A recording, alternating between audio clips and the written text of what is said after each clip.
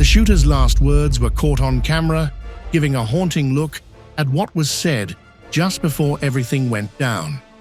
The footage captures the final moments and adds a creepy twist to the whole situation. Around the same time, he's seen in this video obtained by CNN affiliate WTAE walking outside the perimeter of the rally in front of a building he would later climb.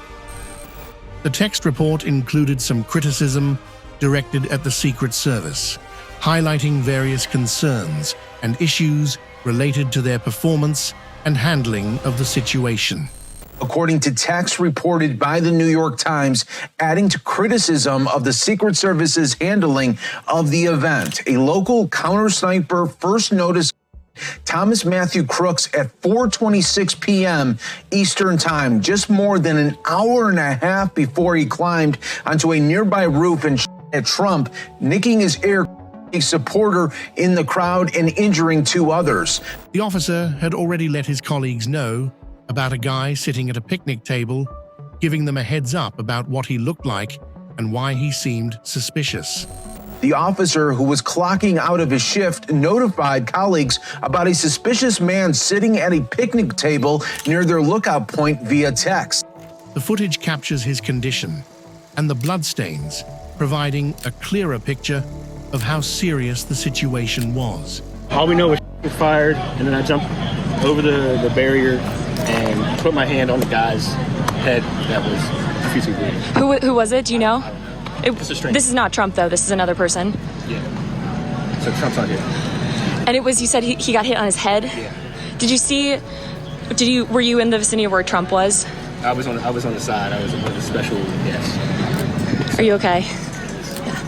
I'm Rico Elmore, but I just, military reactions. Before the attempted assassination, Thomas Crooks was already on the scene, checking out the rally site. Hours before the attempted Thomas Crooks begins his day scoping out the rally site, sources tell CNN. He arrives mid-morning and stays for 70 minutes, then drives more than an hour back home where he picks up an AR-type rifle. His father later tells authorities he thought Crooks was going to the shooting range. Crooks buys ammunition at a local shop and travels back to the rally site. Here's a testimony from people who spoke with Thomas Crooks before the incident occurred.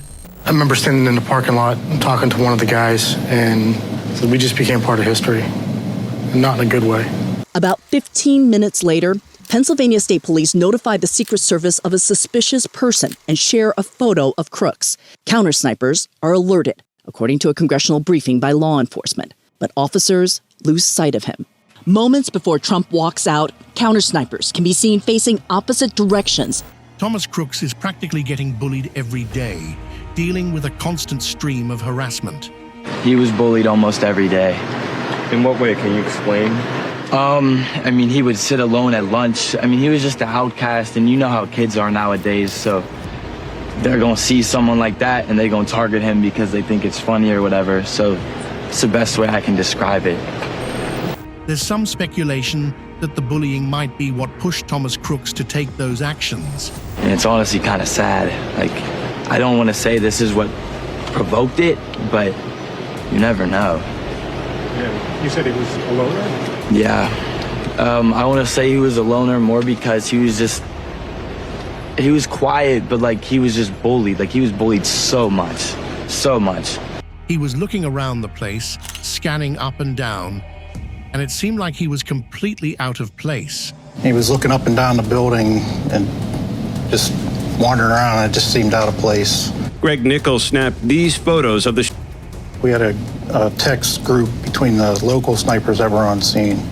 I had sent those pictures out to that group and advised them of what I noticed and what I'd seen. There was some assumption that someone would eventually figure out what was going on with this incident.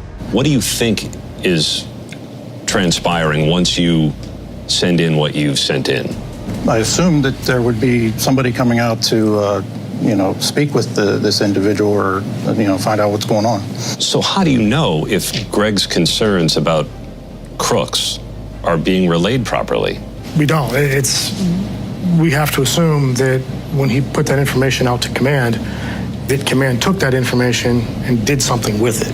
Additional texts at about 5:40 p.m. show officers discussing that they should inform Secret Service after Crooks was spotted again, this time using a rangefinder. Call it into command and have a uniform check it out, the text reads. The series of security failures that allowed Crooks to get into position to Trump has shocked Congress, sparking a House investigation as well as an independent probe. Secret Service Director Kimberly Sheetal resigned from her post last week after being grilled by the House Oversight and Accountability Committee about the attempted 2 minutes before the first, the counter sniper on the building closest to the location adjusts his position. Something going on. Something's going on. On the ground outside the perimeter, people start reacting to movement on the roof of a nearby building. Look, they're all pointing. A uniformed officer can be seen walking toward the building. Yeah, someone's on top of the roof. Look. There he is right there. Right there, see him? He's laying down. About 10 seconds later, a separate counter-sniper team on the southern building turns around 180 degrees to face the building. On the ground, people alert law enforcement. Officer, people in our country that shouldn't be here. Dangerous people. We have drug dealers. We have people that should not be here. Right on the roof. They were supposed to have a briefing with the Secret Service snipers to go over all the important details and plans directly with them. We were supposed to get a face-to-face briefing with the Secret Service snipers whenever they arrived, and that never happened.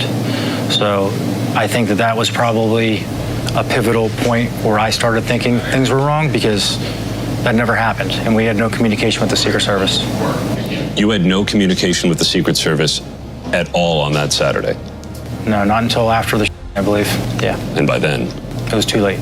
A motive for is unknown, though investigators found that Crooks had searched for multiple possible targets before deciding on Trump, including President Biden.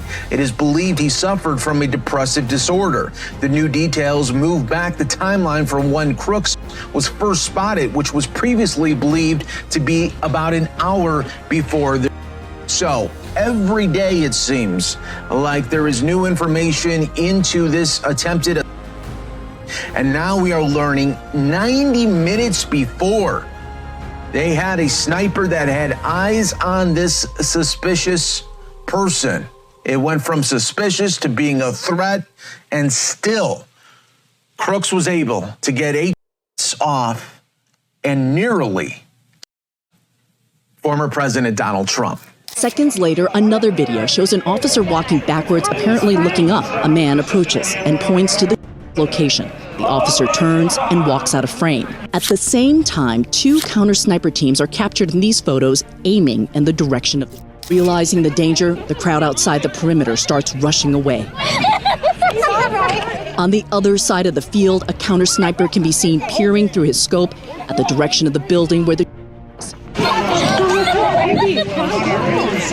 What happened? Fired at 6:11 p.m. Trump is injured. The is taken out seconds later. Law enforcement discovered a remote transmission device on his body that was intended to detonate explosives in the area. On his body, law enforcement find a remote transmitter that were later discovered in his car, along with a drone, a tactical vest, and more ammo. I think we all failed that day. How so? Life is lost. Yeah. If there's anything that we could have done to stop that, we should have done. Investigators also found the cell phone on his body. It had a screenshot of the live stream of the rally. It was taken 10 minutes before the. And the search history of the cell phone showed that he had looked up articles about prominent U.S. politicians, both Democrats and Republicans.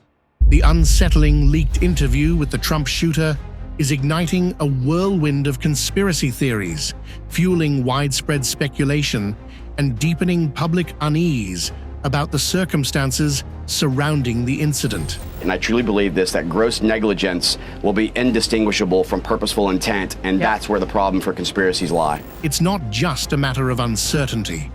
Some are alleging that the FBI and Secret Service are actively covering up the truth. This is not just they don't know what happened. They're covering it up. They're hoping we forget. We will not forget. We will continue to demand answers. Also breaking tonight, our very own Brian Yennis has obtained this photo that a rally goer took of the gunman. A photo has surfaced, showing the suspect on the roof before the incident, adding fuel to the speculative fire. Take a look at this right there on the roof before he began shooting, as well as a video that shows the chaos that ensued after the shooter was spotted and began shooting.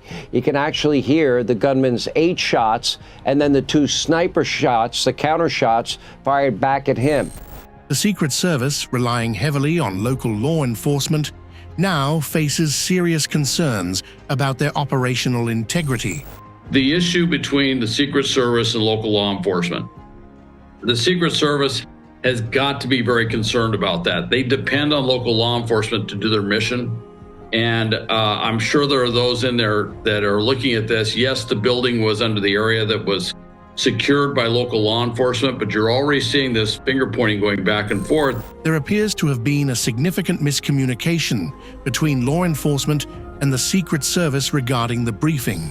And they're saying, look, we didn't get the brief you said. And of course, Roe came out and said, you did get the brief, or not the head of that unit got the brief, but not everybody in the unit got the brief. This back and forth is going to cause a lot of tension. Managing the fallout from this situation will require extreme caution, as the implications are monumental.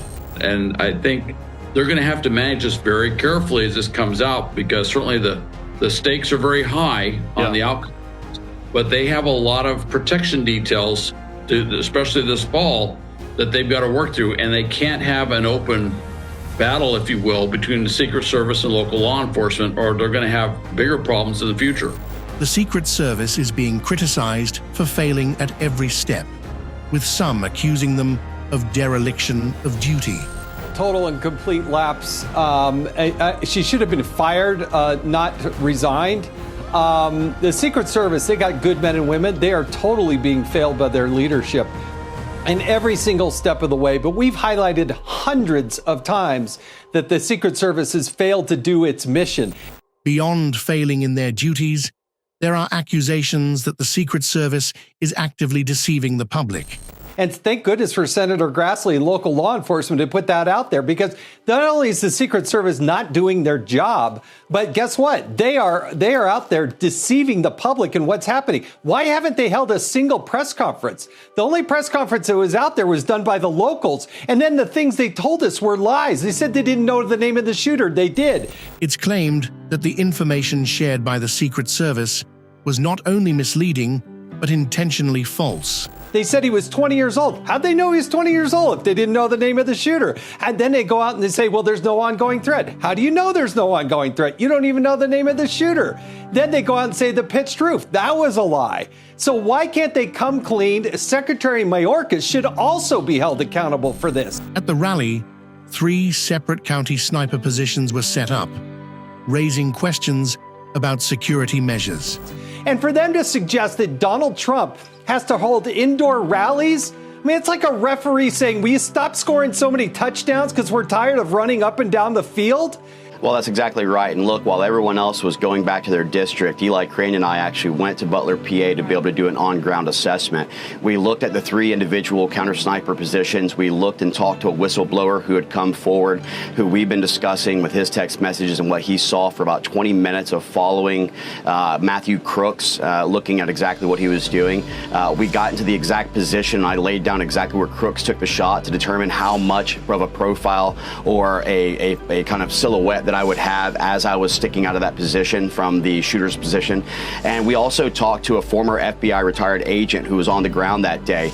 You know, we were continuing to look at the water tower, which had a brand new chain and lock on it, which looks like it had just been done. And I recently found out that those water towers fall under the purview of DHS. And so again, Secret Service falls under Mayorkas, the border funds under Mayorkas, and we're starting to learn that DEI really stands for didn't earn it. You know, there's a lot of things that we found out there. I mean, 160-yard shot is not a difficult shot, you know, but we were able to get up to 100 yards from the president, perfect adjacent line of sight at the gates, and there was no security from what we were told by local law enforcement. So that was from the AGR building. But look, there was more than one building, Dagan. This is the thing that you guys have to understand. There was a building that was 400 yards away, completely at the 12 o'clock, facing the stage. That would have also have been an actual shooter's paradise by the Kubota sign. You had about 12 other structures that could have been utilized. And when you don't have a full presidential package and you don't have a proper advance, I personally would not have approved this venue or recommended a new venue if I didn't have the resources and assets to go forward. Either way is still bad. Because was it a legal sale of the firearm? I'm sure ATF is all over that right now as part of the investigation. Either way, if the parents were aware that there was a mental issue going on with this child, with this individual, and it wasn't taken care of, then there is legal exposure here. Because that firearm should have been secured in the home if there was this issue with the mental illness. So I think there's exposure there. It would not surprise me if they are actually talking to an attorney or two, because there's going to be some civil and possibly some actions against the family. The most tragic aspect is the act of targeting former President and potential future President Donald Trump from that roof. Well, the sad thing, what was done on that roof was to shoot at former President and future President Donald Trump. And the reason that that she wasn't fired, that Joe Biden didn't fire him, I don't know that he was too aware of all that was going on. But the other tragedy that was going on here was that Kim Cheadle knew answers, stood before Congress, and wouldn't give the answers that she knew. Thank God for Chuck Grassley for releasing more information in a tweet than Kim Cheadle has released since the shooting 10 days ago. And for her to keep saying, well, it's only been 9 days when she was there yesterday. The fact is, most of the time when there's a mass shooting, there's a press conference within 2 or 3 hours, and every police agency shows up and gives a perspective. This has been the most Stonewall thing ever, and we've often heard the phrase, the only thing worse than is the cover-up. Well, we're dealing with a cover-up here. This is not just they don't know what happened. They're covering it up. They're hoping we forget. We will not forget. We will continue to demand answers. And I agree with Jason wholeheartedly. The idea that the Secret Service is now going to tell Donald Trump what kind of venues he can hold a rally, that's absurd. Their job is to protect him, not to direct the campaign.